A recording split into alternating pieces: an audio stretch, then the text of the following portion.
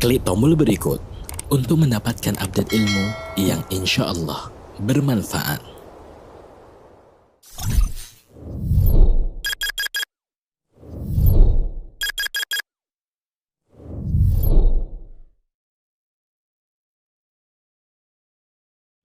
Oh, Masya Allah. Jadi memang kendala ini sejak pindah studio belum. Insya Allah mudah-mudahan segera bulan depan. Jangan Ustaz.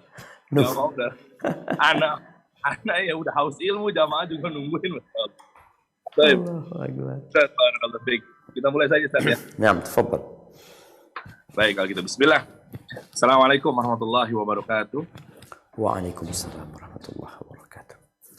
Alhamdulillahi wassalatu wassalamu ala rasulillah amma ba'd. Segala puji bagi Allah Jalla wa'ala. Semoga atas nikmatnya, rahmatnya, kita sama-sama berkumpul di tempat yang mulia ini. Insya Allah juga kita akan sama-sama mendengarkan dan menyimak kajian bersama guru kita, Al-Ustadz Syafiq Riza Basalamah hafizahullah ta'ala, yang tentunya dengan tema yang bisa dibilang ini lagi ramai juga nih Ustadz, diperbincangkan Ustadz.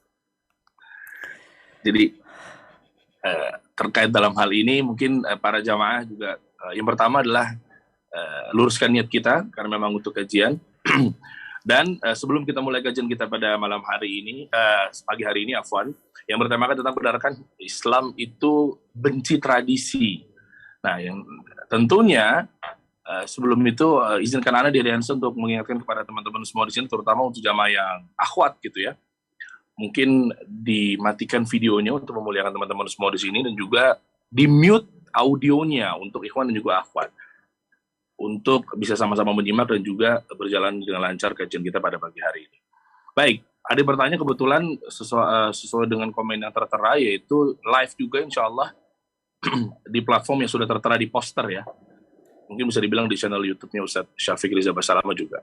Baik, kalau begitu kita mulai saja kajian kita pada pagi hari ini yang bertemakan tentang benarkah Islam benci tradisi. Bersama guru kita Al-Ustadz Syafiq Riza Basalamah hafizahullahu ta'ala. Fadhal Ustadz, barakallahu fikum. Wa fiik wa barak. Jazakallahu khair. Alhamdulillah. Alladhi hadana li hadha. Wa ma kunna linahtadiya laula an hadana.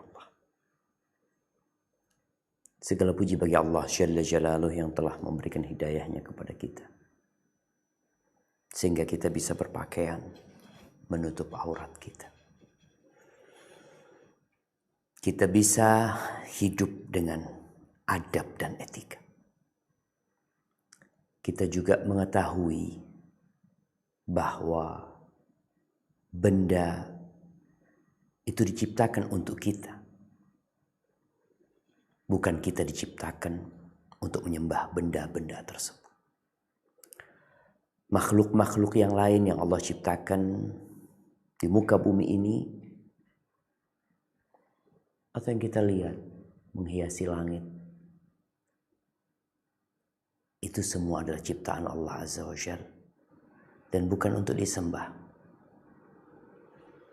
Maka kita bersyukur kepada Allah menjadi seorang muslim di saat masih banyak, bahkan 3/4 penduduk bumi ini yang masih belum kenal sama Allah Azza wa Jalla. Sebagian menghamba kepada benda, ada yang benda mati, ada yang benda hidup. Sebagian menghamba kepada pemikiran dan hawa nafsunya. Kalau bukan karena Allah yang memberikan hidayah kepada kita, ya kita gak akan seperti ini jemaah. Semoga Allah membantu kita untuk mensyukuri nikmat yang Dia berikan. Allahumma salli wa sallim ala sayyidina wa maulana Muhammadin wa ala alihi wa ashabihi ajma'in. Amma ba'd. Bicara Islam dan tradisi. Ada yang berpendapat Islam itu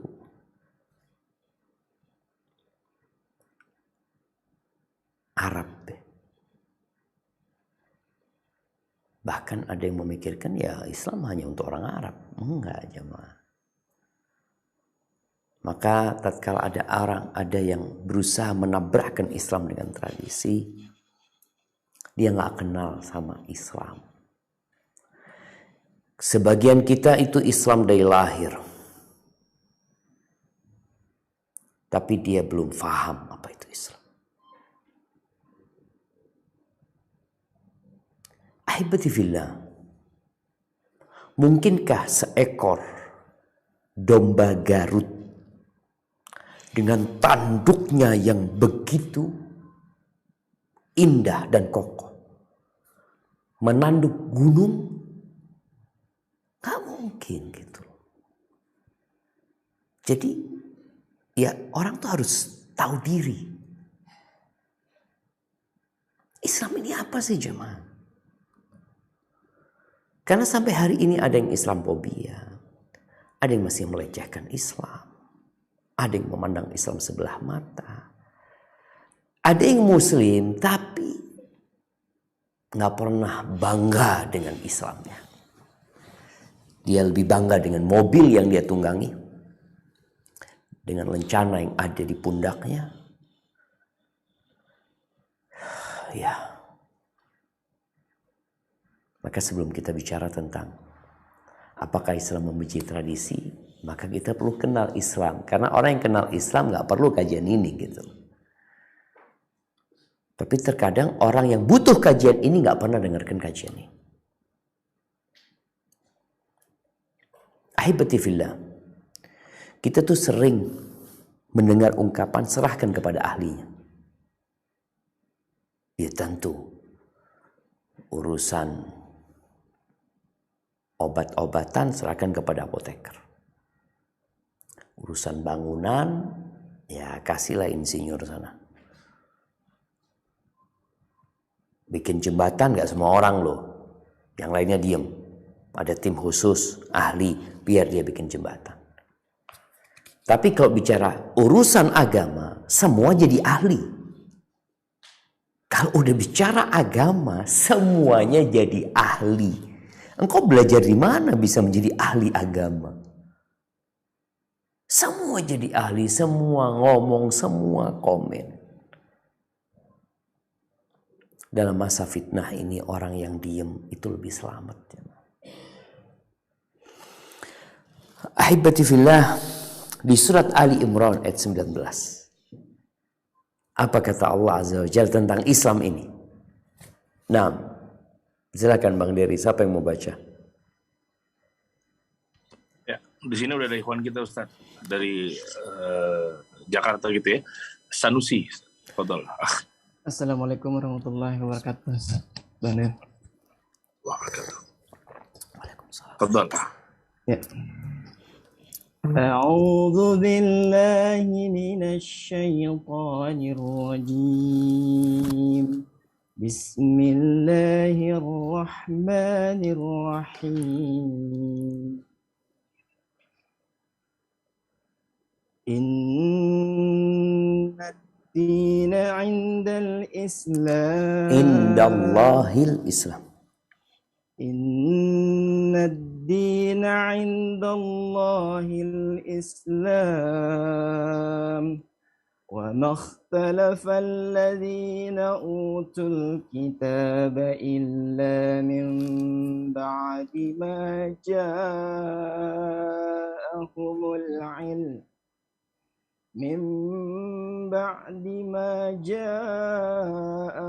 العلم بغيا بينهم ومن يكفر بآيات الله فإن الله سريع الحساب. Sesungguhnya agama di sisi Allah ialah Islam.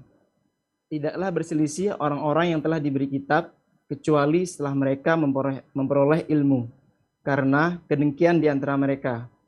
Barang siapa ingkar terhadap ayat-ayat Allah, maka sungguh Allah sangat cepat perhitungannya. Subhanallah jemaah. Ini pernyataan Sang Pencipta. Oh, itu kan pengakuan umat Islam. Kalau yang dibaca tadi itu firman Tuhan. Iya, ini firman Tuhan. Dan Sang Pencipta sudah menantang setiap manusia. Kalau engkau ragu ini firman Tuhan, engkau ragu,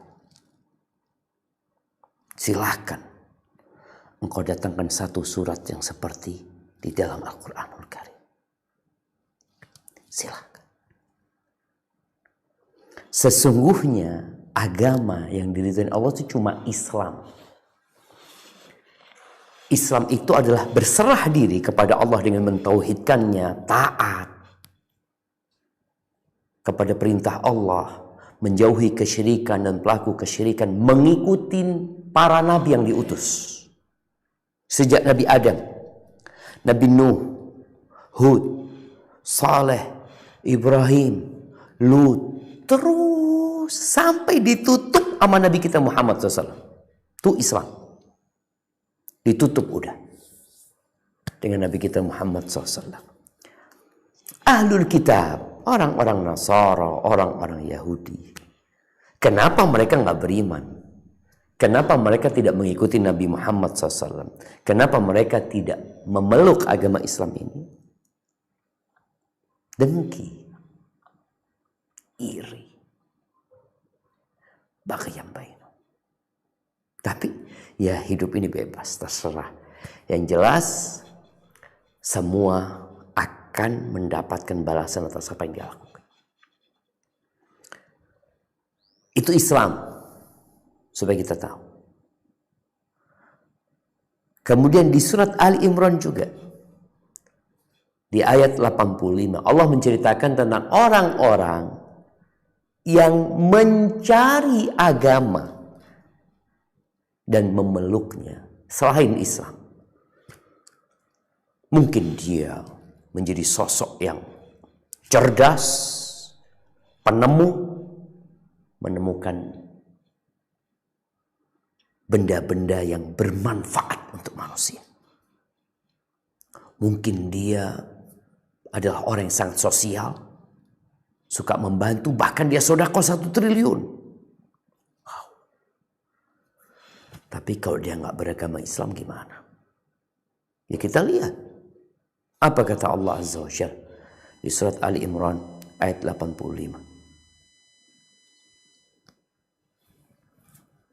A'udzu billahi minasy syaithanir rajim.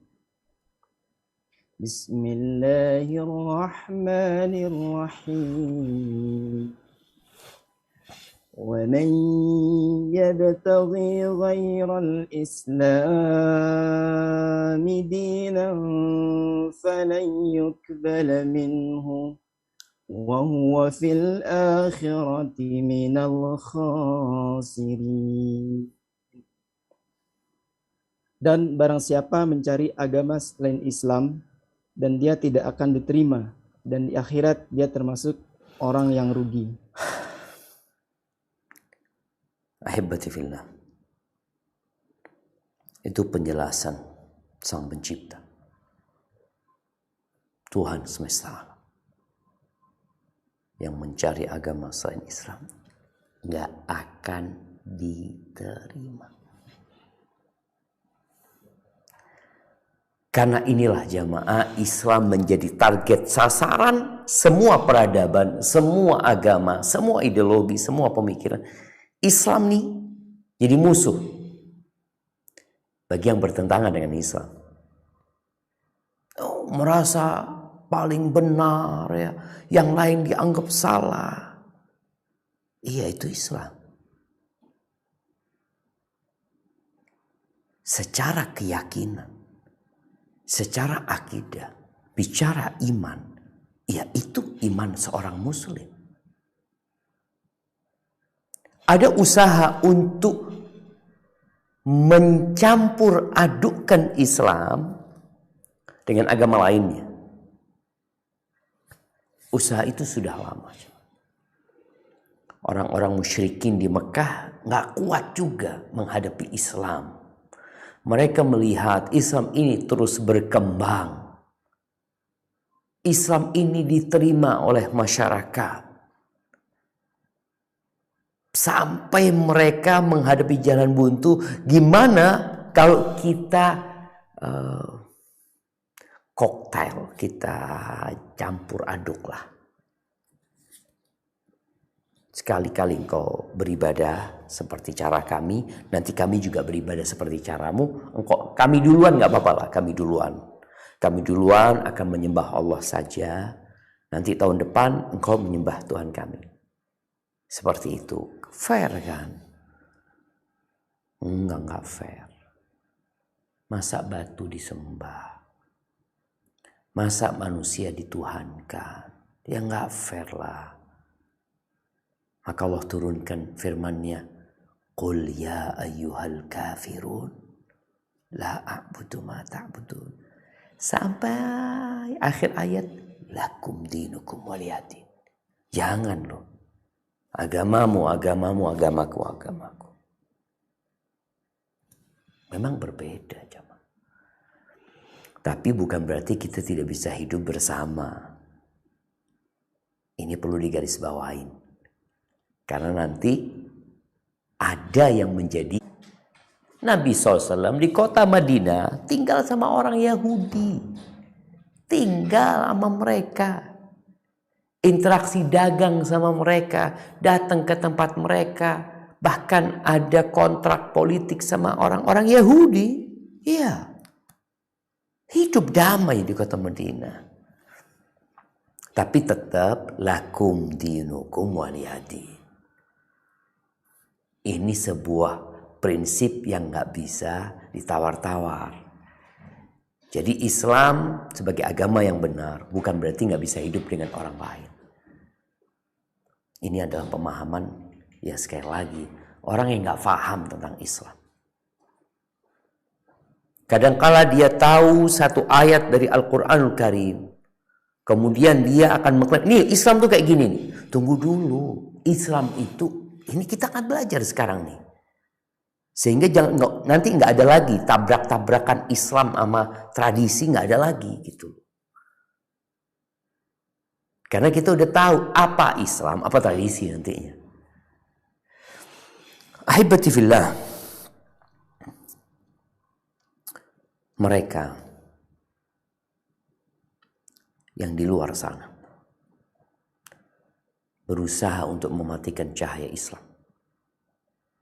Ustadz mahasud, suudzon, iri, enggak jemaah. Maka disinilah kita nih manusia lemah kita ini. Kita keluar dari perut ibu kita nggak bisa jalan, mikir nggak bisa, makan nggak bisa, minum nggak bisa, ngomong nggak bisa. Allah kasih ilmu sama kita. Kita ini bisa ngomong sekarang karena Allah yang kasih ilmu sama kita. Kemudian tatkala kita berbincang, ada orang-orang di sana yang berusaha untuk memadamkan cahaya Islam. Kata siapa Ustaz? Lu kata Allah Azza wa Jalla. Mungkin ya enggak semuanya. Tapi Allah sebutkan. Di mana lagi? Dalam Al-Quranul Karim. Jadi kalau bicara Islam, ya ini kita perujukannya Al-Quranul Karim dan sunnah Nabi SAW. Apa kata Allah di surat At-Taubah ayat 32-33. Nah, silakan dibaca.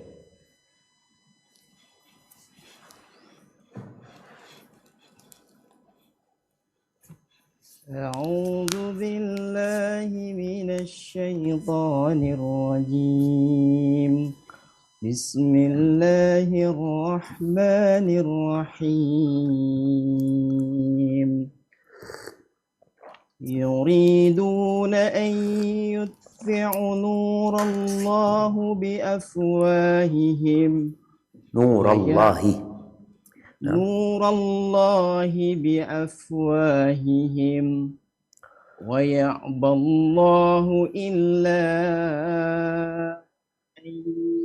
yutimma nurahu walau karihal kafirun. هو الذي أرسل رسوله بالهدى ودين الحق هو الذي أرسل رسوله بالهدى ودين الحق ليظهره على الدين كله ولو كره المشركون.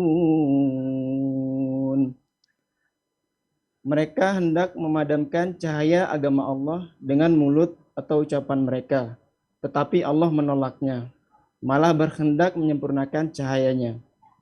Walaupun orang-orang kafir itu tidak menyukai.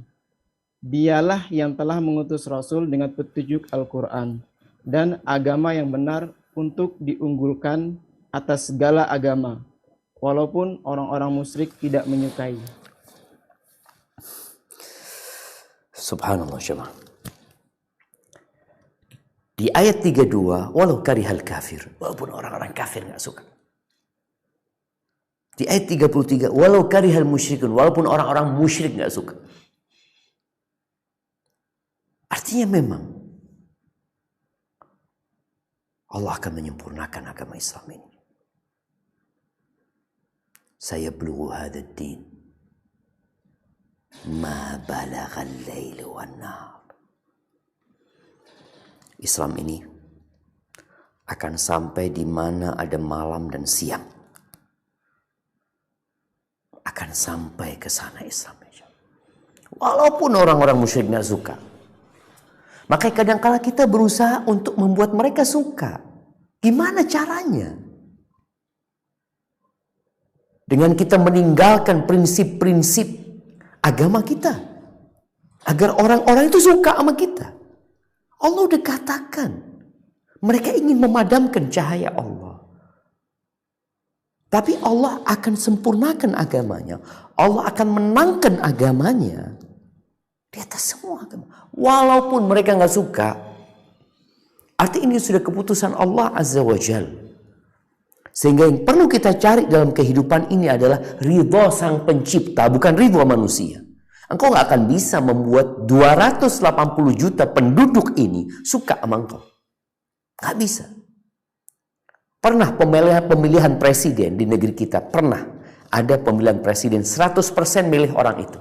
Gak ada. Gak ada. Kita gak akan bisa menyenangkan. 75% suka sama kita, berat. Makanya kadang-kadang kita lihat pemilihan presiden, ya 40-60. Kadang-kala 47-53. Berarti hampir separuh yang gak suka. Kan itu manusia. Maka gimana cari keridhaan Allah Azza wa Jalla. Jangan cari keridhaan manusia. Nih kembali kepada apa sih istimewanya agama Islam ini? Sehingga kita seorang muslim bangga menjadi muslim. Iya, kita bangga dan bersyukur menjadi muslim. Kita nggak malu untuk menunjukkan I'm muslim. Ana muslim. Saya orang Islam. Maka mungkin perlu bisa dibikin ya video pendek lah. Bagaimana kita membangkitkan semangat orang-orang untuk menunjukkan ana muslim. Karena muslim itu punya sifat-sifat yang mulia.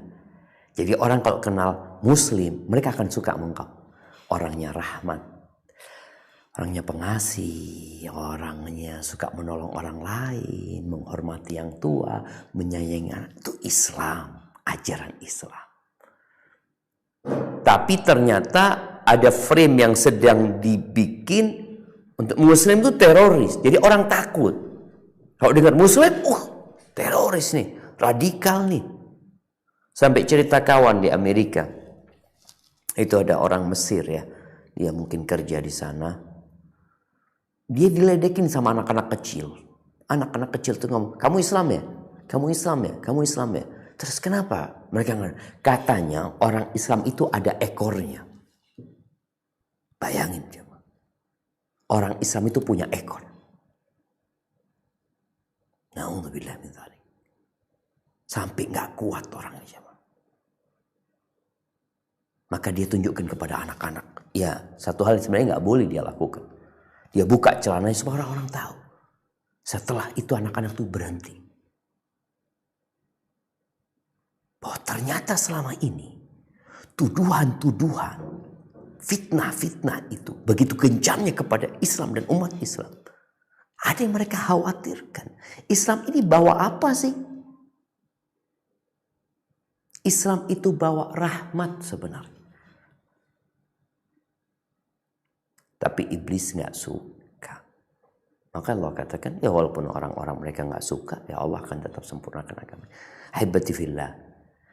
Islam ini agama ilahi. Bukan pemikiran manusia. Bukan hasil kolaborasi antara berbagai penduduk negeri kemudian muncul agama Islam. Bukan karena di Jazirah Arab orang-orang kumpul mereka bikin agama namanya Islam. Bukan. Islam ini agama dari Tuhan. Inilah yang membedakan dengan yang lainnya. Yang lain itu hasil pemikiran manusia. Atau agama yang asal muasalnya dari Tuhan tapi dirubah-rubah sama mereka. Bagaimana seperti Yahudi yang awalnya Islam mereka yang dibawa Nabi Musa alaihissalam. Tahu-tahu mereka membunuh Nabi Isa alaihissalam. Maka banyak penyimpangan dalam agama tersebut. Nah, penyimpangan ini hasil pemikiran manusia. Nafsu. Agama Nasara seperti itu.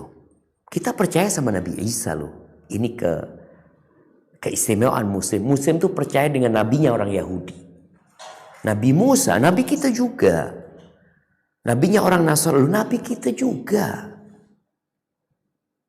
Islam ini last edition untuk agama yang Allah kirimkan. Nabinya, nabi penutup, gak ada lagi. Gitu. Maka kalau bicara ini agama dari Tuhan, yang menjaga agama ini, ya Allah Azza wa Jalla. Bukan kita penjaga agama ini. Allah yang akan menjaga agama ini. Ada yang berusaha untuk merusak, menambahin, ngurangin. Allah akan bersihkan. Allah berfirman di surat Al-Hijr ayat 9. Apa kata Allah Azza wa Jalla?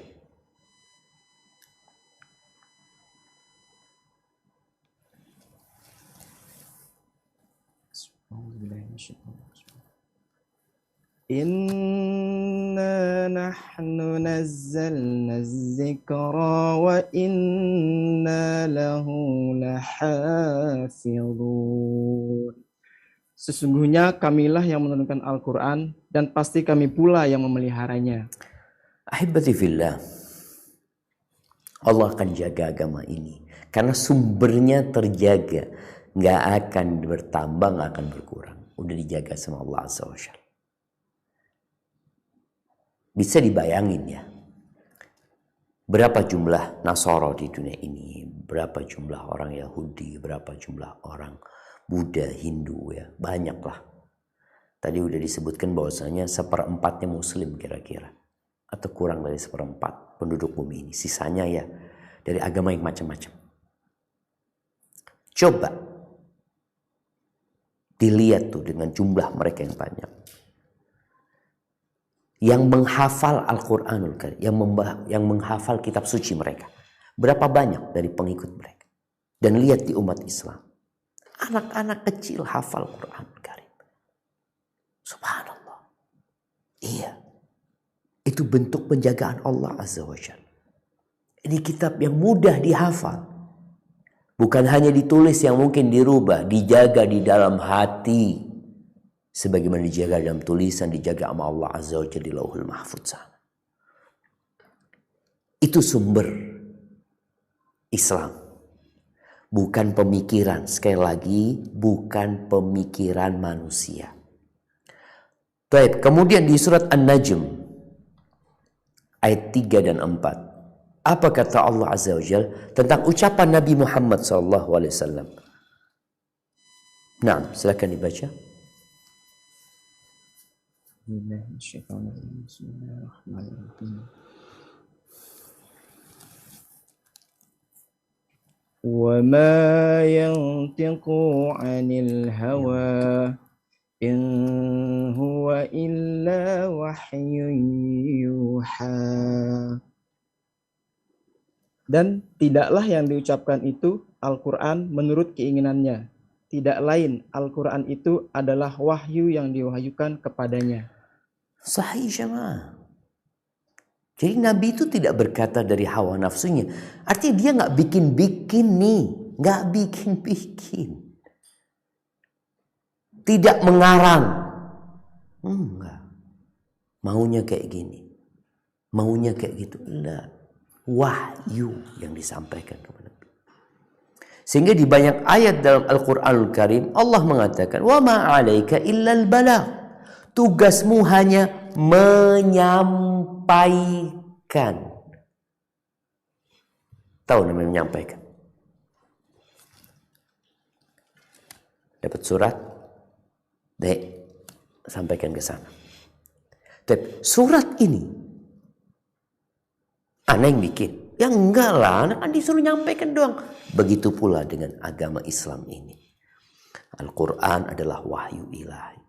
Nabi hanya menyampaikan, beliau tidak mengarang dari diri beliau sendiri. Kemudian keistimewaan Islam yang kedua, ini nanti ada kaitannya dengan masalah tradisi. Islam ini agama yang sempurna. Yang ajarannya mencakup segala aspek kehidupan manusia dan bangsa jin. Jin. Di mana negara yang mengatur jin? Hubungan sama jin. Nggak ada. Ini Islam, hubungan sama jin diatur. Bukan hanya untuk manusia. Ketika di barat sibuk dengan alien, ada makhluk asing. Iya, dari dulu kita udah dikasih tahu sama Allah Azza wa Jalla. Ada makhluk asing yang berbeda dengan manusia. Mereka punya peradaban sendiri, namanya jin. Namanya jin. Kuat-kuat jin itu ya. Berbahaya, berbahaya juga mereka yang tidak beriman. Bagaimana jin, iqala ifritun minal jin. Jin bisa menawarkan jasa untuk mendatangkan singgasana Ratu Balqis dari Palestina. Bukan dari Palestina, dari Sabak di Yaman menuju ke Palestina dalam jangka waktu yang pendek. Jin, ada makhluk itu. Islam pun datang ngurusin mereka. Kemudian ya, kalau bicara tadi mencakup segala sesuatu, maka Al-Qur'anul Karim membicarakan segala sesuatu yang dibutuhkan sama manusia. Urusan agama, urusan dunia, urusan kenegaraan, hubungan internasional, urusan militer, urusan ekonomi, urusan hukum pidana, hukum perdata. Semua urusan. Emang yang diurusin sama Islam? Ya iyalah. Nggak percaya. Ya baca Al-Quranul Karim. Jadi Islam ini sebuah kesatuan yang nggak bisa dipotong-potong. Aku ambil ininya aja, aku ambil. Enggak. Islam kau harus kafah sebagai seorang muslim gitu. Bagaimana hubungan sama orang tua, bagaimana hubungan sama tetangga, bagaimana hubungan sama pemimpin, bagaimana pemimpin sama rakyatnya. Urusan pekerjaan, bagaimana orang bekerja, bagaimana pemberi pekerjaan itu harus memberikan gaji. Semua jemaah diurusin nama Islam ini. Dan agama ini bukan untuk 500 abad saja.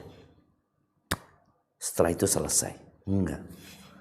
Islam ini dari sejak Nabi diutus sampai kiamat.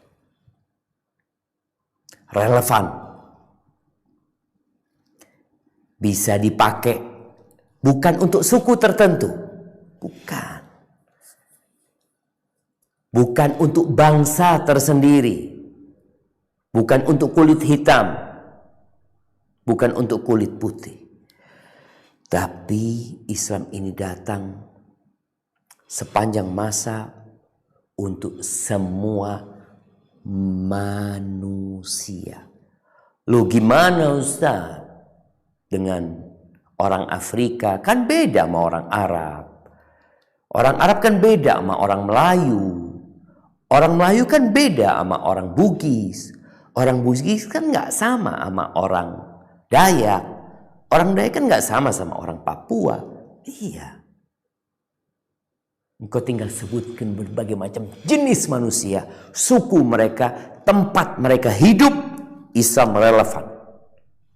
Ini keistimewaannya Islam. Makanya kalau dikatakan Islam itu memusuhi tradisi, enggak. Makanya orang Indonesia bisa menerima Islam jauh sebelum datangnya Belanda ke Indonesia dengan meriam mereka, dengan senjata mereka. Sebelum mereka menjajah Indonesia, Islam itu sudah diterima di Indonesia. Kok bisa ya? Yang dari Arab diterima di Indonesia? Iya. Sebelum sampai Indonesia, ingat, sebelum Islam sampai ke Indonesia, Islam itu sudah bisa diterima oleh masyarakat Spanyol.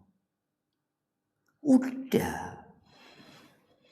Islam itu udah sampai ke Afghanistan, ke Kabul. Di masa Utsman bin Affan, Islam udah sampai ke sana, jemaah. Maka kenapa? Karena di sini Islam itu menghargai tradisi dan budaya. Bisa, semua bisa dimasukkan. Ada wadahnya, ada keranjangnya. Tradisi, budaya, kebiasaan masyarakat nanti ada keranjangnya. Ada saringannya juga. Mana yang bisa diterima dan mana tidak bisa diterima. Mana yang bisa dimodifikasi. Ya. Yang jelas Islam itu bisa diterima oleh semua manusia plus jin.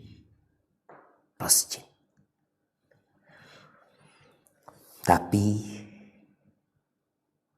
orang-orang di luar sana nggak menginginkan itu. Mereka menginginkan Islam itu bas Jazirah Arab saja gitu loh. Jangan keluar dari sana. Ya, Islam itu benar. Islam itu sahih. Islam itu hak. Untuk siapa? Untuk orang Arab. Benar. Ahibati fillah.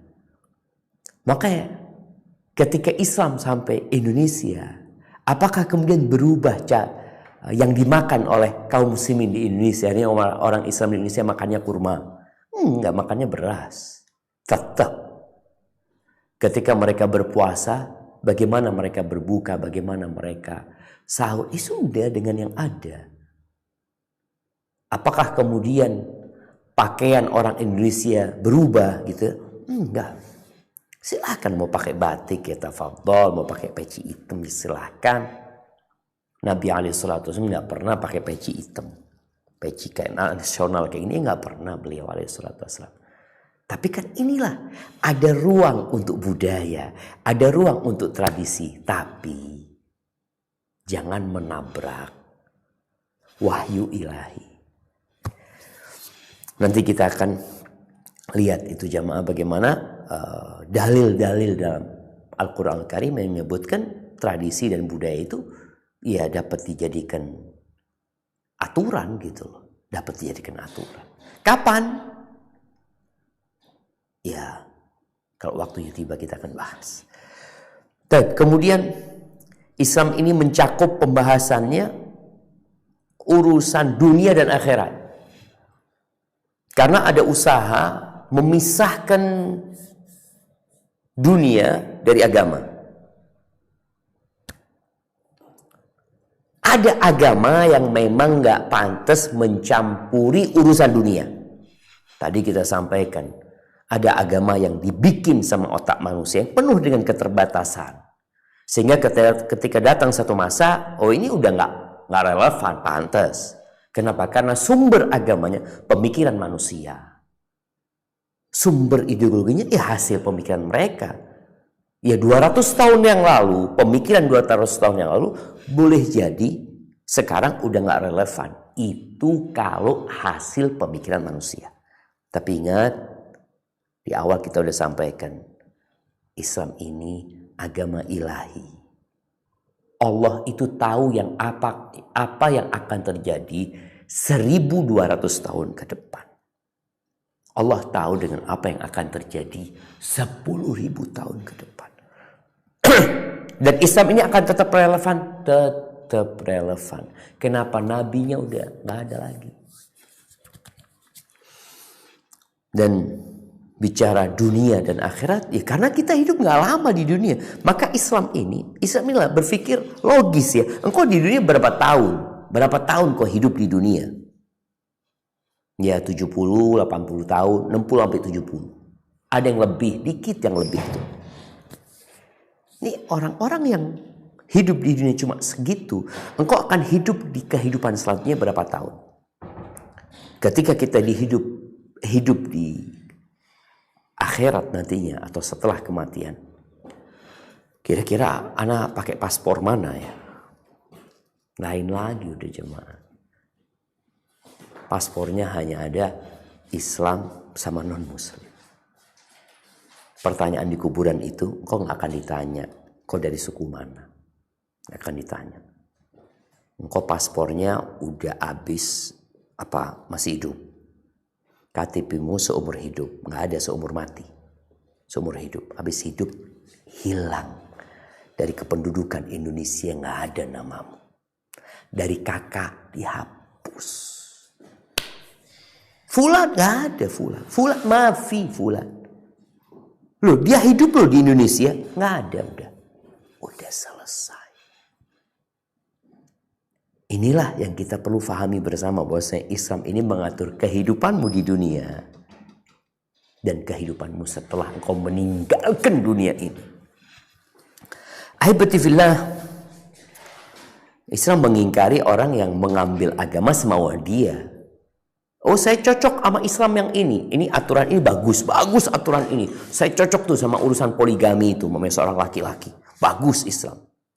Cuma saya nggak cocok sama urusan warisan. Loh, Islam ini bukan seperti makanan di restoran Padang yang kau bisa ambil yang kau suka, kau bayar. Enggak. Kau terima Islam full. Karena ini agama bukan hasil pemikiran manusia. Dan pemikiranmu seharusnya selaras dengan Al-Quranul Karim dan Sunnah Nabi SAW. Kalau bertentangan, balikin ke sana. Tapi ahibati fillah, agama Islam ini sesuai dengan fitrah. Karena agama kita nggak neko-neko. Agama kita tidak memberatkan. Islam sama sekali nggak memberatkan. Tapi kita yang suka memberatkan diri kita sendiri. Kemudian Islam ini pertengahan. Kalau bicara pertengahan, ya coba kita baca surat Al-Qasas ayat 77. Karena ada usaha orang-orang, kita Islam yang moderat ini itu, pahami dulu apa moderat itu sebenarnya. Bukan moderat yang sesuai dengan logika kita, tapi moderat sesuai dengan wahyu lagi. Karena kalau bicara pemikiran, ya di Indonesia ada 270 juta otak. Pemikiran siapa, logika siapa yang akan kita pakai? Coba kita buka wahyunya. Type Al-Qasas ayat 77. Nah.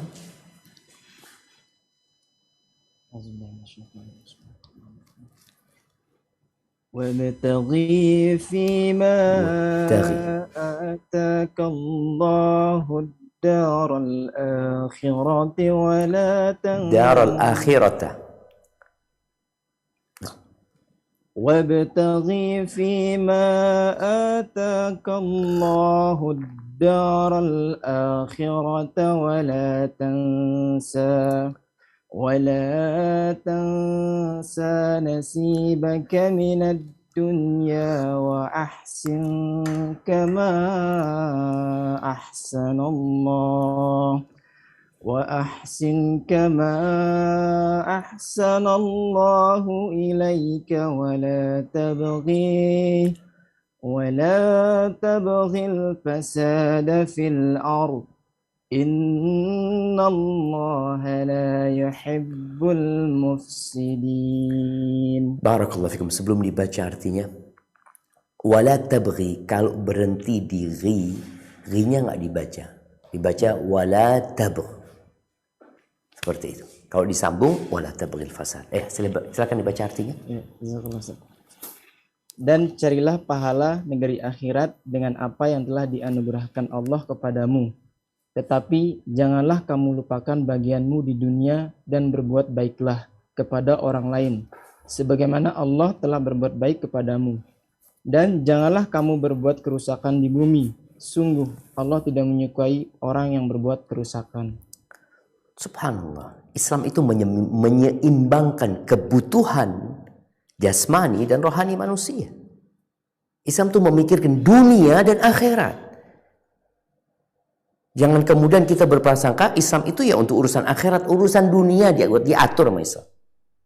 Sehingga ketika ada seorang sahabat yang tidak mau menikah, dia mau fokus ibadah. Apa kata Nabi SAW? Faman raghiba an sunnati falaysa minni. Yang benci sama ajaranku, sama sunnahku, bukan dari golonganku. Subhanallah. Bukan dari golongan Nabi SAW. Ada yang mau sholat terus sepanjang malam. Ada yang mau puasa terus gak berbuka. Kata Nabi SAW, bukan kayak gitu Islam. Islam ini jamaah bukan sebuah idealisme yang tidak bisa dipraktekkan. Islam ini ideal dan real, bisa dipraktekkan. Jadi gak ada yang berpikir, gak mungkin dipraktekkan ini kan zaman dulu, ini. Bentar. Kau tahu nggak sama Islam? Tahu nggak sama Islam kau? Ini agama Tuhan gitu loh. Bukan pemikiran Nabi Muhammad SAW. Dan Islam tidak bertentangan dengan ilmu. Bahkan ayat yang pertama turun kita semua tahu. Iqra, baca. Maka taulah menjadi muslim, baca. Apa yang dibaca? Qur'annya dibaca. Dikasih petunjuk nggak pernah dibaca. Baca petunjuk yang dibikin sama manusia, yang ditulis oleh manusia, yang penuh dengan kekurangan dan kesalahan, yang nanti direvisi oleh mereka, dan mungkin nanti ditinggalkan karena sudah tidak relevan. Al-Quran yang sejak 1443 tahun yang lalu ada, kita nggak baca. Itu kitab ilmu. Iqra, yang merasa muslim baca Al-Quran. Baik, bagaimana dengan tradisi? Kita nggak perlu bicara panjang-panjang tentang tradisi setelah kita faham tentang Islam ini. Ahibati fillah, tradisi itu muktabar, nggak apa-apa dalam agama kita. Tidak semua kebiasaan, tidak semua budaya masyarakat itu ditolak sama Islam. Tapi tadi kita udah sampaikan ada keranjang khusus, ada saringan khusus. Coba kita baca firman Allah ya di surat Al-Baqarah 241. Nah,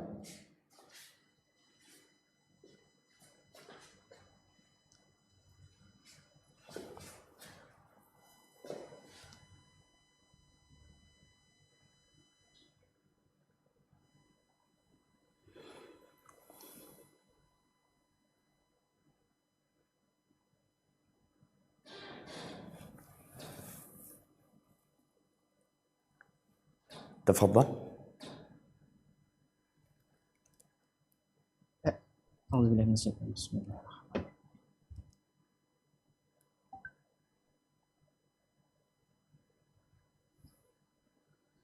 Bismillahirrahmanirrahim.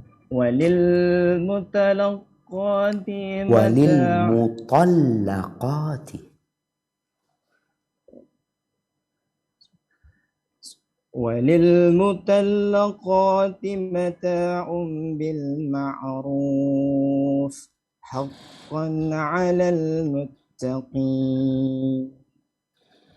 Dan bagi perempuan-perempuan yang diceraikan, hendaklah diberi mut'ah menurut cara yang patut sebagai suatu kewajiban bagi orang yang bertakwa.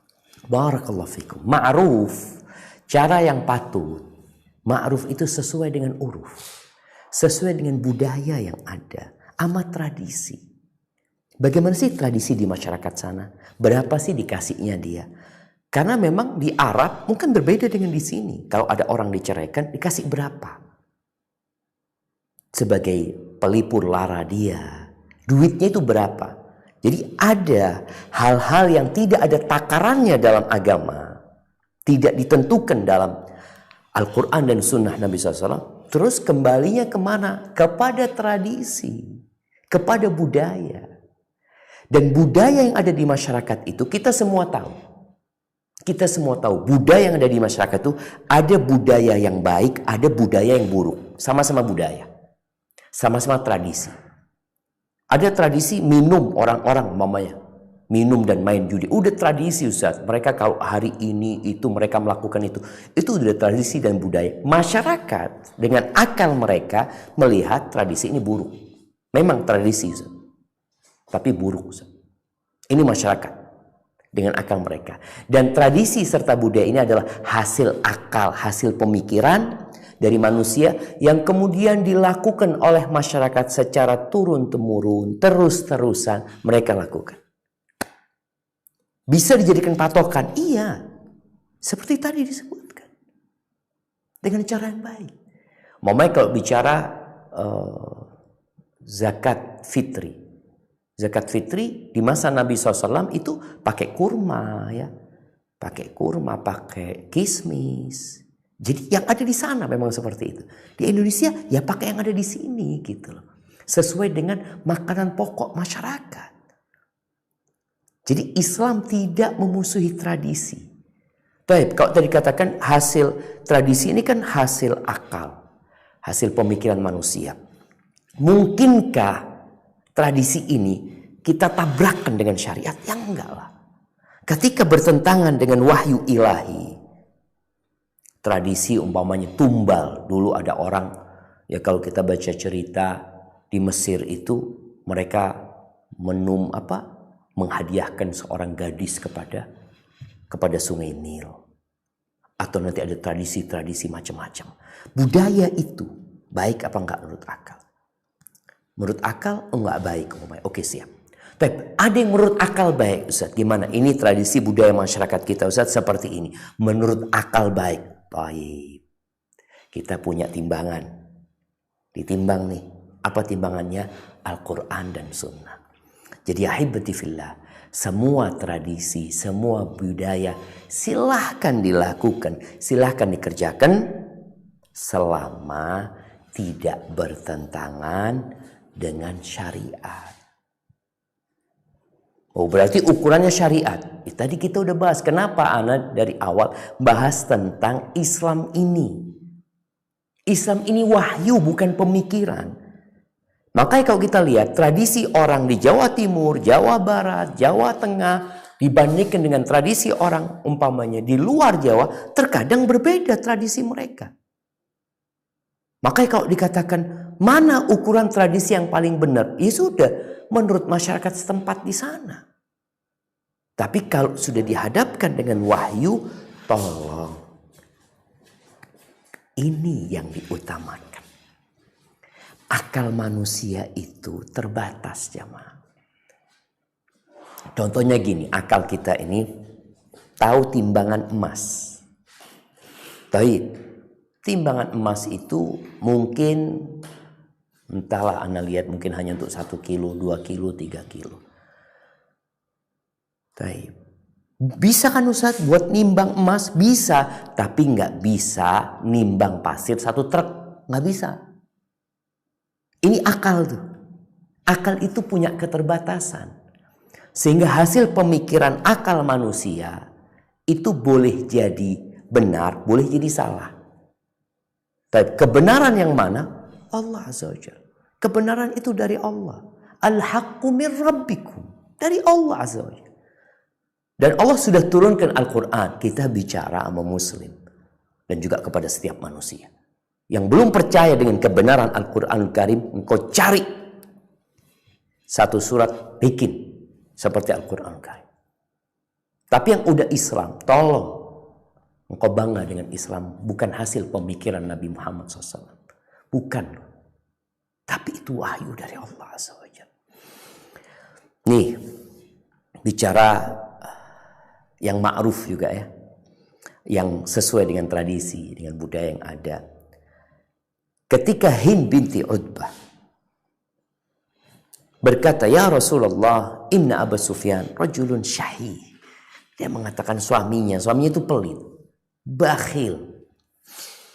La walaysa yu'tini ma yakfini wa waladi. Dia itu tidak memberikan nafkah yang mencukupi aku dan anakku. Illa ma akhadtu minhu wa huwa la ya'lam. Kecuali yang aku ambil dari hartanya dia yang dia nggak tahu. Apa kata Nabi SAW? Khudhi ma yakfiki wa waladaki bil ma'ruf. Ambil yang cukup buat engkau dan anakmu dengan cara yang sesuai dengan tradisi, dengan urf. Yang sesuai gitu. Jangan kemudian kau berlebih-lebihan, ikut. Gimana tradisinya? Tradisinya kalau memang makan itu, ya di tempat kita Ustaz, kita makan biasanya mungkin sehari 15.000. Satu kali makan 10.000, 15.000. Ya udah sesuai dengan tradisi yang ada. Jadi ini menjadi sebuah ukuran jamaah. Ahibati fillah, yang terakhir supaya kita faham dengan tradisi yang dibuat oleh manusia.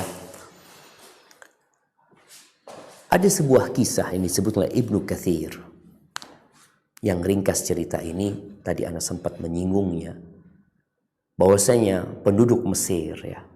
Kita tahu Mesir dari masa Fir'aun ya, mereka melakukan tradisi dan budaya-budaya yang menyimpang dari ajaran Allah Azza wa Jalla. Mereka punya sihir ya. Salah satu tradisi mereka, Sungai Nil itu setiap tahun ada bulan tertentu yang Sungai Nil itu akan mengering. Bagaimana cara mereka supaya mengembalikan Sungai Nil itu menjadi penuh lagi airnya? Dan kita tahu itu sumber tradisi mereka adalah bagaimana seorang gadis itu dilemparkan ke dalam sungai. Setelah mereka datang kepada orang tuanya ya, meminta kepada bapak ibundanya supaya ridho dikasih harta ini dan itu karena ini untuk maslahat bersama untuk umat manusia, macam-macam. Udah dilemparkan, airnya naik. Ketika Islam sampai ke sana, udah ada tradisi dan budaya itu. Mereka laporan kepada gubernur Amr bin As. Kata Amr bin As, nggak mungkin, kata dia. Nggak mungkin, dalam Islam nggak boleh kayak gitu. Gimana manusia dibunuh jamaah, diberikan kepada sungai. Dan kita memberikan tumbal kepada selain Allah Azza wa Jalla, kepada makhluk. Ini bentuk kesyirikan. Akhirnya kirim surat kepada Umar bin Khattab. Umar balas suratnya. Amr bin As disuruh melemparkan suratnya Umar kepada Sungai Nil. Disaksikan oleh orang-orang. Dari isi surat itu ringkasnya dari Umar bin Khattab, Amirul Mukminin radhiyallahu taala anhu kepada Sungai Nil, kalau engkau berjalan karena keinginanmu sendiri, engkau jangan jalan. Enggak usah mengalir engkau. Tapi kalau engkau mengalir karena perintah Allah Azza wa Jalla, maka mengalirlah. Malam itu airnya full jamaah, penuh lagi. Ini kalau bicara tradisi. Jadi tradisi ada yang baik, ada yang buruk. Yang buruk selesai tinggalkan. Yang baik timbang sama agama. Kalau nggak bertentangan ya kita ambil, kita pakai gitu loh jamaah. Jadi inti semuanya sebenarnya Islam menghargai tradisi. Bahkan membolehkan orang itu menjalankan tradisi mereka, bahkan itu bisa menjadi hukum ya. Sampai kalau kita membaca kitab-kitab usul fiqh al-'adah muhakkamah, adat istiadat kebiasaan itu bisa menjadi standar ya, menjadi aturan selama tidak bertentangan dengan syariat. Tapi kalau bertentangan dengan syariat, dimanapun kita berada, maka syariatlah qala Allah, qala Rasul, yang harus didahulukan daripada tradisi dan budaya. Semoga kita bisa faham tentang agama kita sehingga kita tidak lagi menabrak-nabrakan Islam, sebuah agama dari Allah, dengan tradisi dan budaya yang hasil pemikiran manusia. Barakallahu fiik. Mungkin itu yang dapat Anda sampaikan, Bang Dery. Kurang lebihnya mohon maaf. Mungkin kita masuk ke sesi tanya jawab. Nah, tafadhol. Baik Ustaz, syukron, jazakallah khair, barakallahu fiik atas materinya.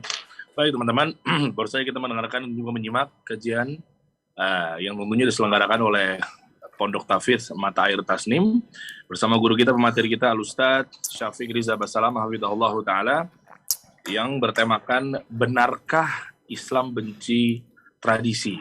Baik, kalau gitu kita masuk di sesi tanya jawab. Buat teman-teman, ini sudah disortir ya berdasarkan tema kajian kita pada siang hari ini. Baik, kita menuju ke pertanyaan yang pertama, Ustadz.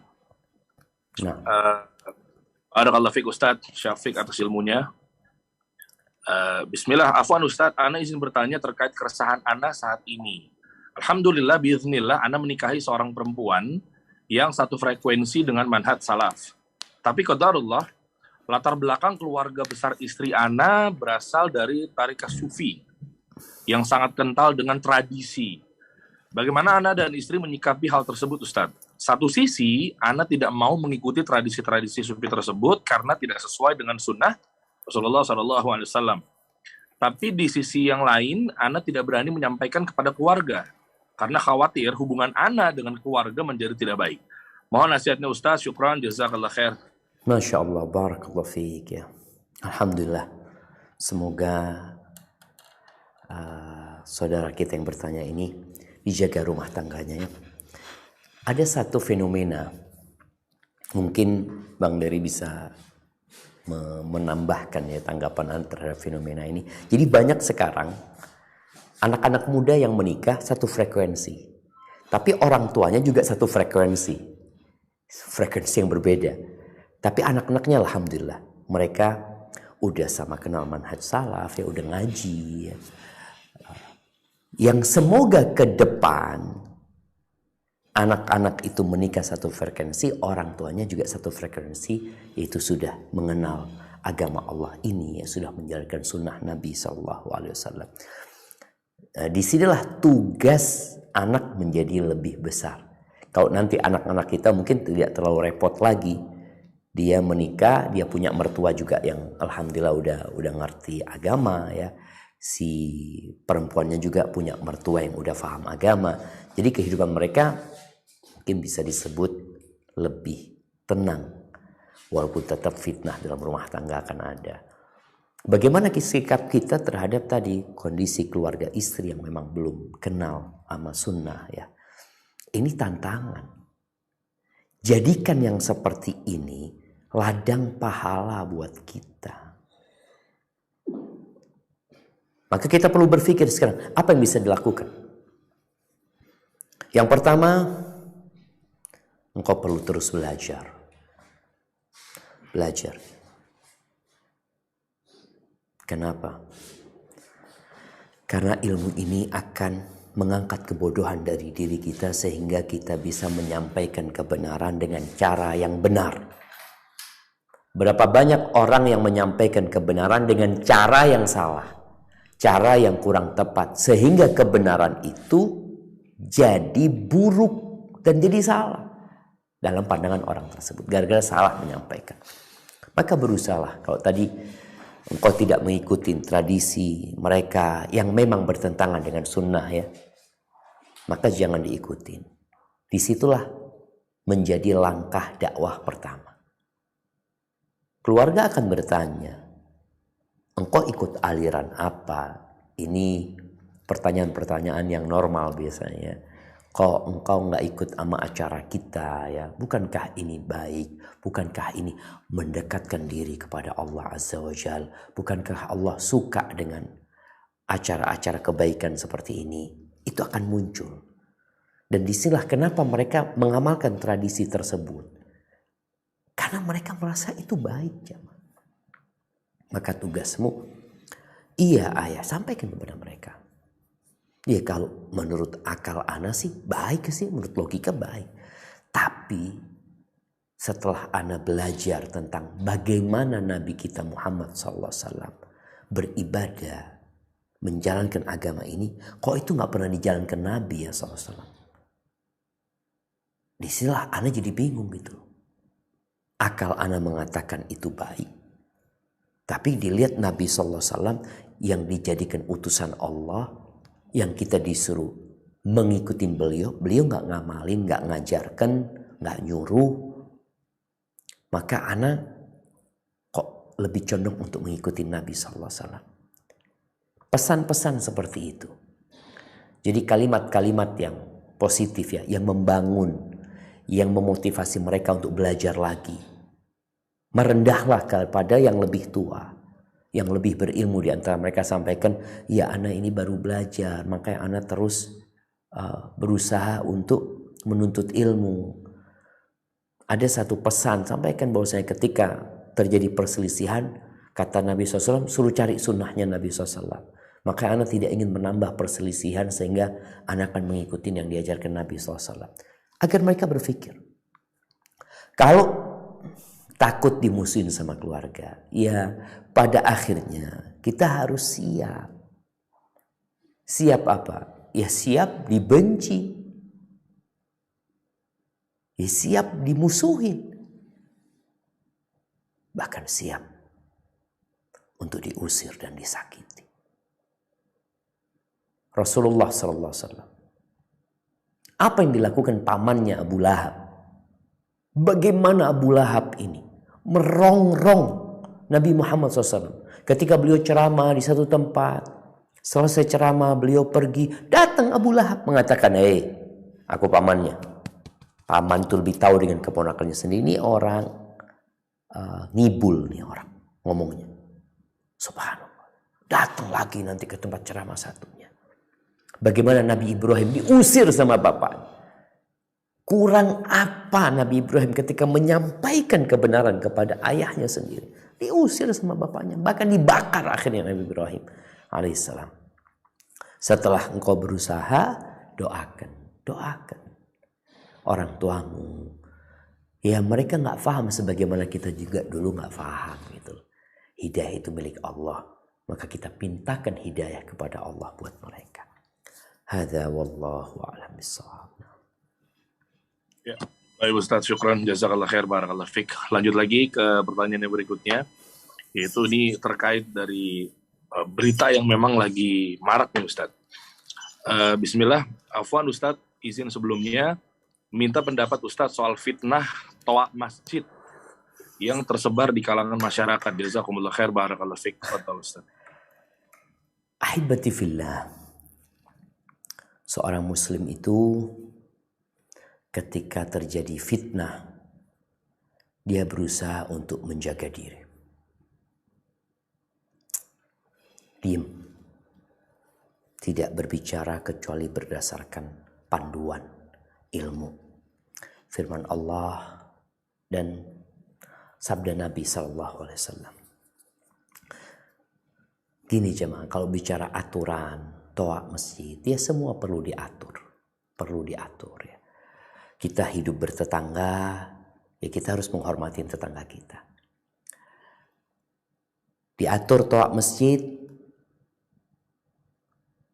dengan aturan yang syiar agama Allah ini bisa dinikmatin oleh umat. Karena kita tahu sebenarnya yang diperlukan dari toa masjid itu, yang pertama adalah azan. Azan itu memang ditujukan buat orang-orang supaya mereka datang ke masjid, mereka tahu dengan waktu sholat ya. Itu tujuannya. Qomat tidak terlalu penting untuk pakai suara luar, qomat itu. Karena memang lebih ditujukan kepada orang yang sudah hadir. Walaupun pakai suara luar pun gak ada masalah supaya orang yang mungkin lagi wudhu tahu sudah qomat di masjid. Suara-suara yang lainnya sesuai dengan kebutuhan. Tapi yang jelas syiarnya itu adalah azan tadi. Pernah terjadi keributan di Mesir. Ada muslim, kita tahu di Mesir lumayan banyak ya orang-orang non-muslim, mungkin juga tergantung pemukiman mereka. Jadi ada, ini cerita anak punya ustadz dulu, cerita bahwasanya di salah satu pemukiman orang-orang non-muslim itu nggak mau dengan suara adzan, mengganggu kata mereka. Suara adzan, kata mereka mengganggu. Akhirnya kasusnya dimasukkan ke pengadilan. Pengadilan muslim sewa lawyer. Lawyernya non-muslim. Yang disewa lawyernya non-muslim. Akhirnya mereka kemudian sidang ya. Akhirnya sekarang bagian muslim untuk membela diri mereka. Karena dianggap mengganggu tadi. Akhirnya jemaah, yang non-muslim ini, karena dia orang Arab, dia wudhu ya.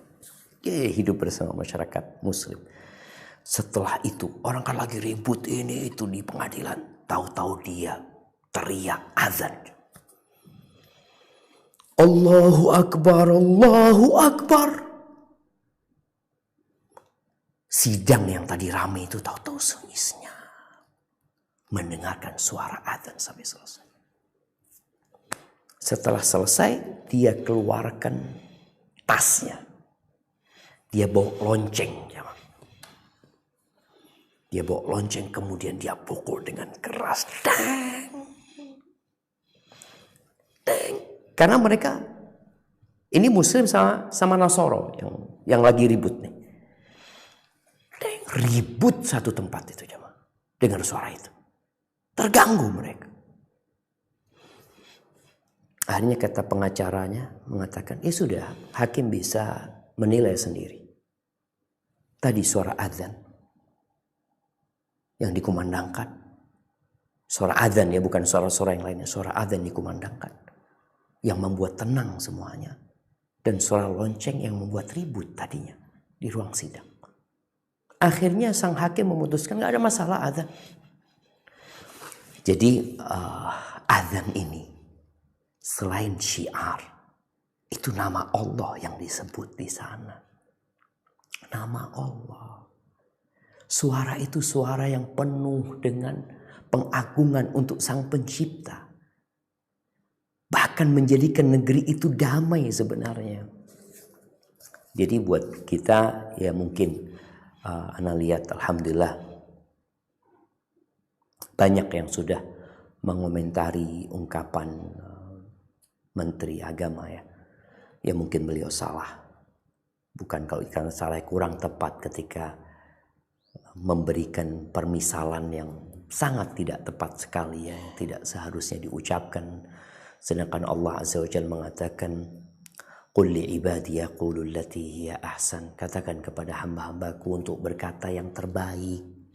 Kalau ngomong itu ngomong yang paling baik. Inna syaitana yanzagu bainahum. Kita ngomong sama saudara kita aja, kita suruh ngomong yang baik. Karena setan berusaha untuk merusak hubungan kita gitu. Jadi mungkin seperti itu tugas kita adalah menjaga lisan kita, memberikan komentar yang beradab, yang etis, yang ingin memberikan nasihat, tapi lebih baik seorang muslim ketika dia memang nggak ada yang bisa Anda lakukan, dia doakan orang-orang yang salah supaya dikasih hidayah sama Allah Subhanahu Wa Taala, dan insya Allah umat Islam akan lebih mengertilah bicara toa ini. Dan orang Nasoro alhamdulillah jamaah, orang-orang Nasoro hidup di negeri kita itu sudah bertahun-tahun bersama kita dan hidup damai. Kalau memang ada mungkin sebagian masjid ya yang mereka menggunakan toa luar itu, ada yang menggunakan 24 jam toa luar. Ya ini juga nggak tepat gitu loh. Yang perlu dikumandangkan di atas itu adzan. Adzan itu perlu dikumandangkan di atas.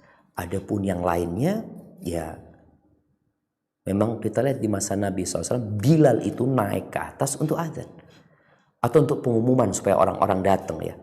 Ketika memang ada sebuah kepentingan kehadiran orang-orang di Masjid Nabawi. Maka coba kita kembali bagaimana sih dulu di masa Rasulullah SAW, dan alhamdulillah dengan adanya teknologi kita semakin mudah untuk memperdengarkan suara adzan ini kepada masyarakat. Hadza wallahu a'lam bissawab. Ya, baik Ustaz, syukran. Jazakallah khair, barakallah fik. Lanjut ke pertanyaan berikutnya. Bismillah. Semoga Ustaz dan jamaah selalu dalam lindungan Allah Ta'ala. Amin. Qadarullah, seminggu yang lalu tetangga depan rumah Ana, 5 rumah sebelah kanan, menyampaikan undangan 1000 hari suaminya. Hari ini depan rumah persis mengundang untuk peringatan 100 hari anaknya. Saya ingin menjadi tetangga yang baik, namun saya tidak mau mencederai syariat yang mulia ini. Apa yang harus saya lakukan, Ustadz? Acara depan rumah pada zuhur hari ini, saya mau mengirimkan kue, tapi takut hal tersebut terlarang juga. Tapi kami berusaha tidak akan datang.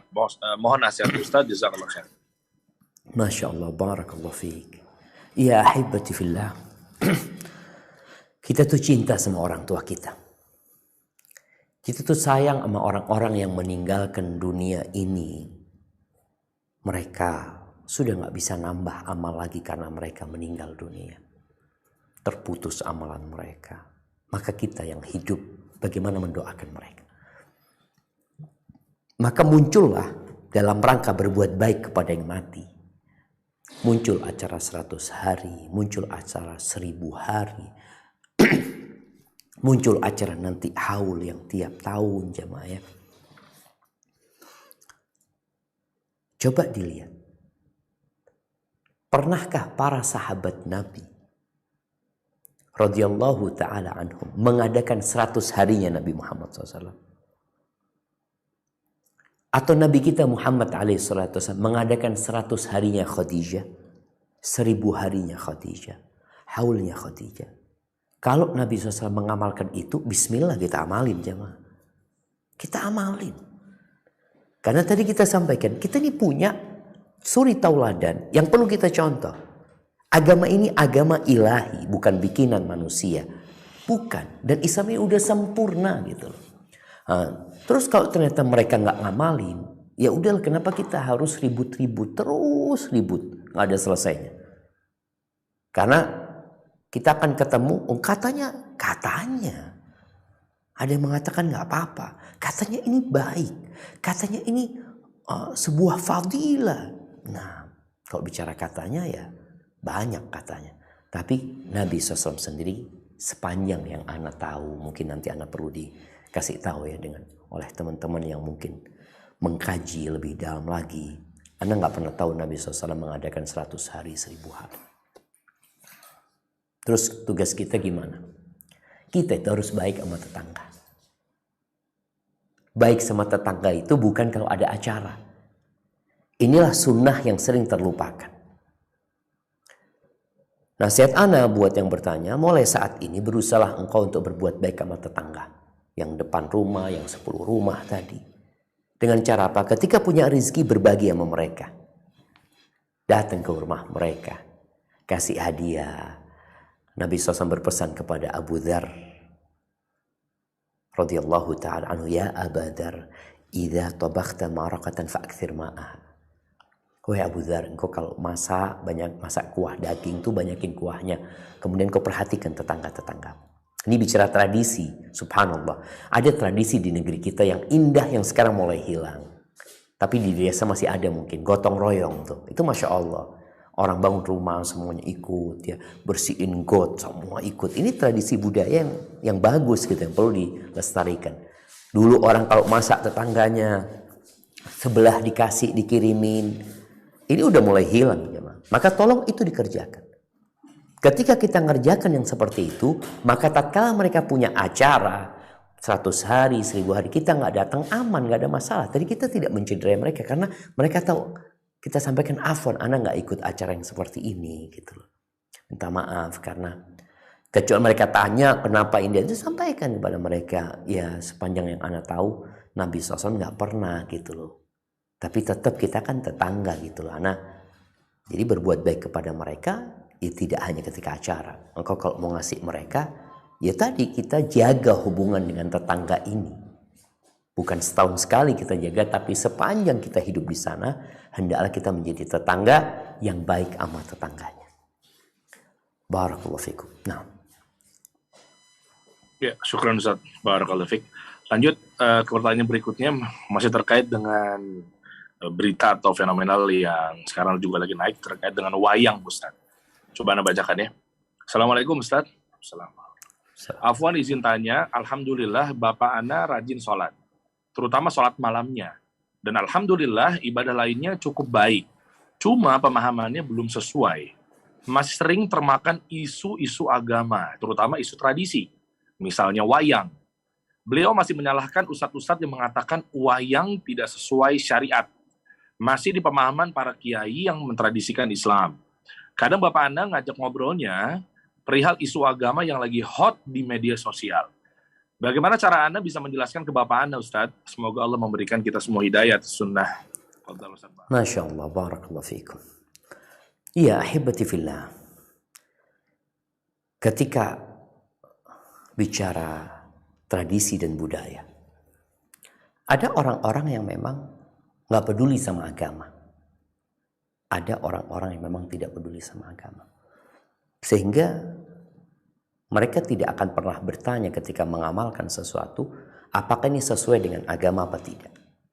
Tapi terkadang yang terjadi, mereka menjalankan budaya dan tradisi tersebut, ketika ditegur, umpamanya, dikasih pencerahan, dia mulai mencari pembenaran. Karena sudah kadung dikerjakan. Muslim itu berilmu dulu baru beramal. Baik, mungkin kita sudah mengikuti ya bicara tentang wayang ya yang cukup ramai, dan alhamdulillah para ulama juga memberikan penjelasan tentang bagaimana sebenarnya hal tersebut. Intinya yang perlu antum jelaskan kepada orang tua, masalahnya di mana sih? Kalau bicara wayang itu masalahnya di mana? Kenapa sih kok diharamkan? Kenapa sih nggak boleh? Kenapa tradisi ini kok dilarang? Sehingga muncul tema kita hari ini, Islam membenci tradisi, memusuhi tradisi. Enggak. Islam ini tadi punya ukuran. Maka perlu antum menyamakan pemikiran sama orang tua yang menjadi tolok ukur, standar sesuatu itu baik dan tidak apa dulu gitu loh. Kalau pemikiran, ya kita akan bertanya pemikirannya siapa. Maka terjadi perbedaan pemikiran orang tua sama anak aja beda gitu. Maka hendaklah ngomong sama orang tua, tolok ukurnya apa ayah. Kalau memang tadi ayah mau diskusi, taiblah kalau tolok ukurnya itu agama, kita lihat yang mengatakan nggak boleh itu apa sih dalilnya? Bukankah hukum segala sesuatu urusan dunia ini boleh? Hukum asalnya boleh, kecuali yang ada dalil yang mengharamkan.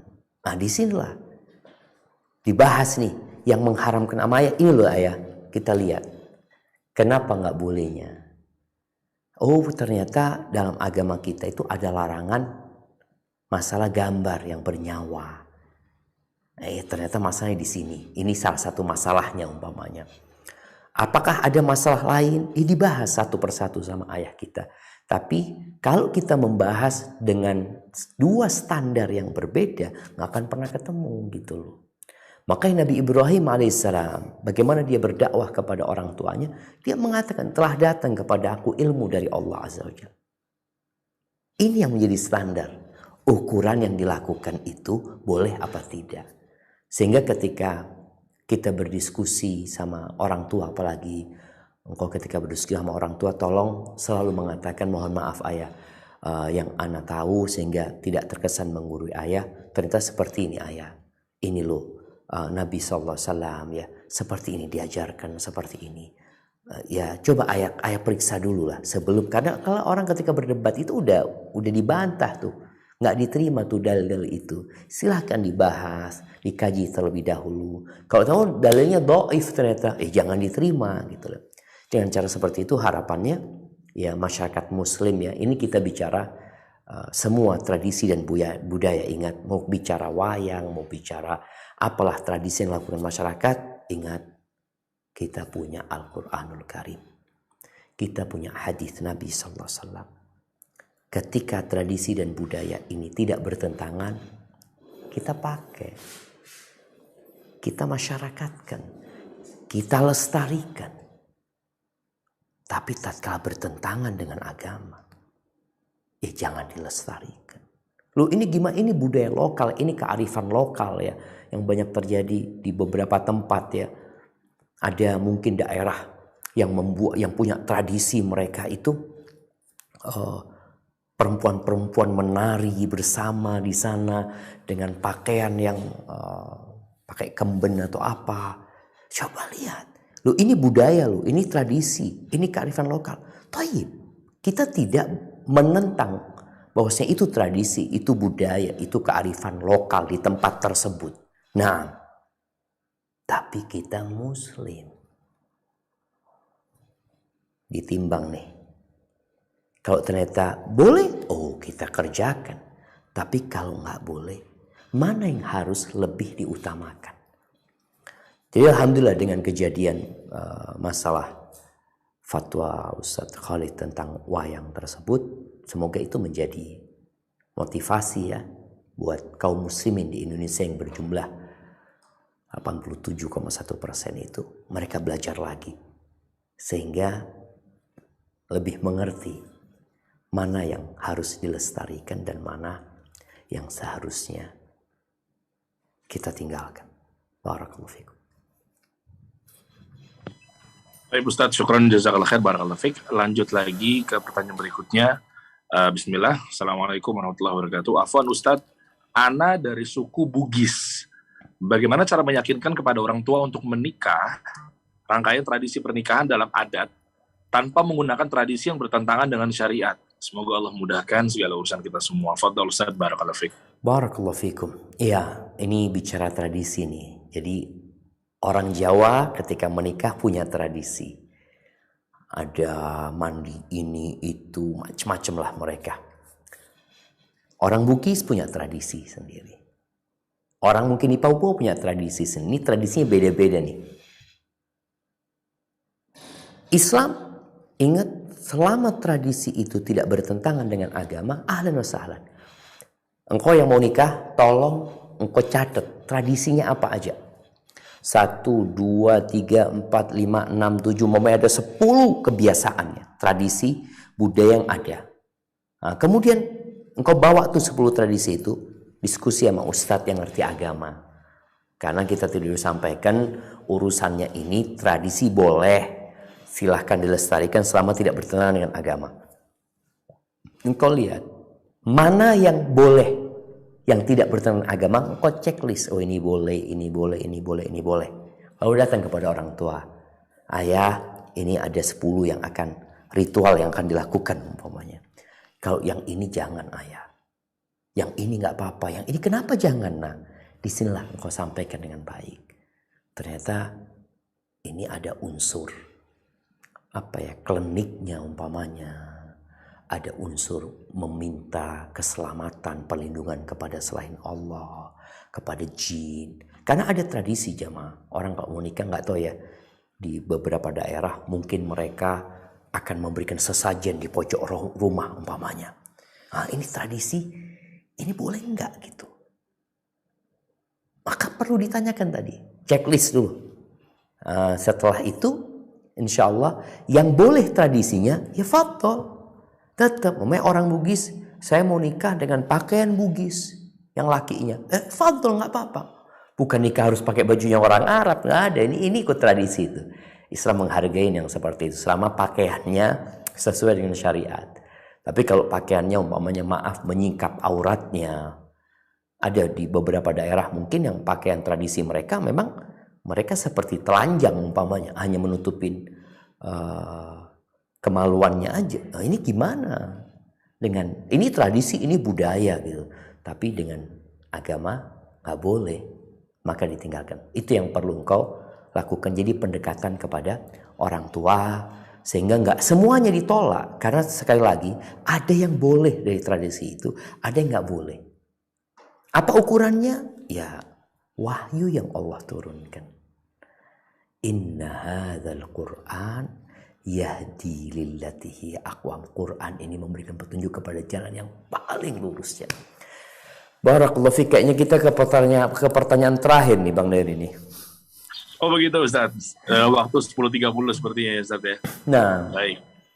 Kalau begitu, ya sudah kita mulai ke pertanyaan yang terakhir nih teman-teman semua. Syukran barakallahu fiik Ustaz. Kita masuk ke ya ini. Assalamualaikum Ustaz. Waalaikumsalam warahmatullahi wabarakatuh. Semoga Ustaz dan tim SRB sehat selalu. Amin Allah. Ustaz mau tanya, kemarin saya lihat Google ada tampilan Sungai Efrat. Sungai itu sekarang mulai mengering Ustaz.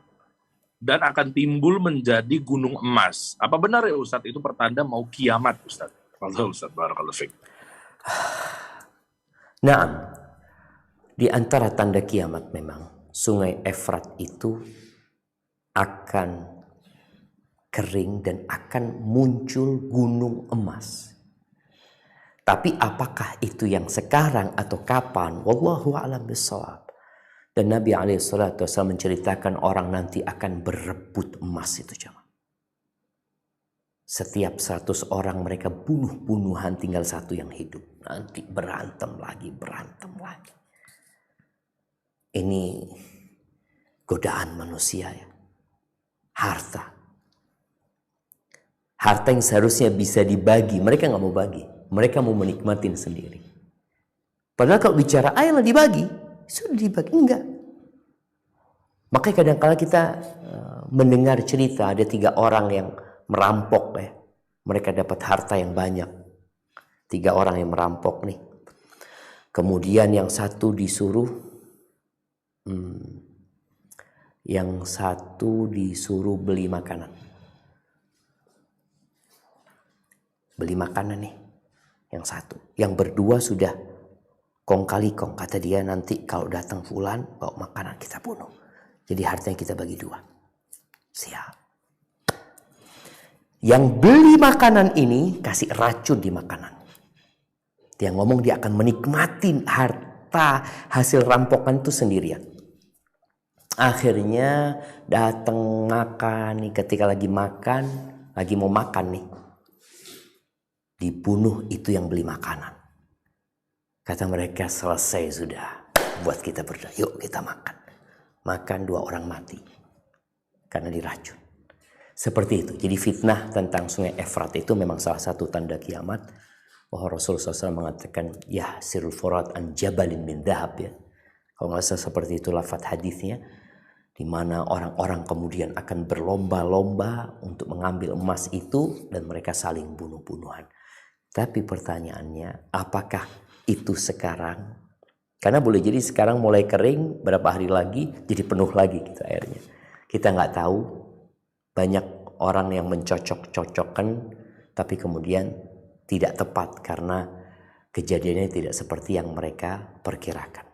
Ahibati fillah. Kiamat itu sudah dekat. Dekat.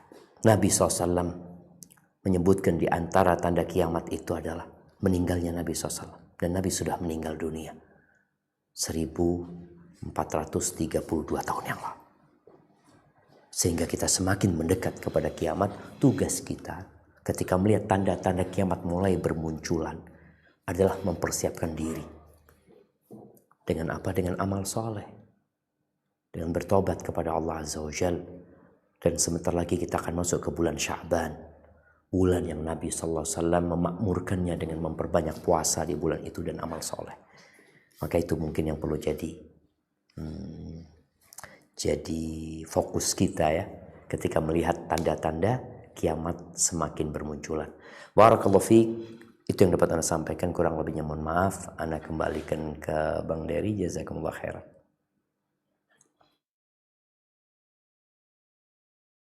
Terima kasih Ustadz. Baru saja mungkin kita teman-teman semua yang sudah bergabung, baik yang baru gabung dan juga dari awal, insya Allah tayangan ini juga bisa diputar kembali gitu ya, di channel YouTube-nya Ustadz Syafiq Riza Basalamah Hafidhahullah Ta'ala. Tema barusan sesuai dengan poster, yaitu benarkah Islam benci tradisi. Baik, kalau gitu teman-teman, terima kasih semua yang sudah hadir di sini. Jazakumullah khair, barakallahu fik. Mohon maaf ada salah-salah kalimat dari anak pribadi. Kita tutup kajian kita pada siang hari ini dengan kafaratul majelis. Subhanakallahumma bihamdik, asyhadu an la ilaha illa anta, astaghfiruka wa atubu ilaik. Assalamualaikum warahmatullahi wabarakatuh.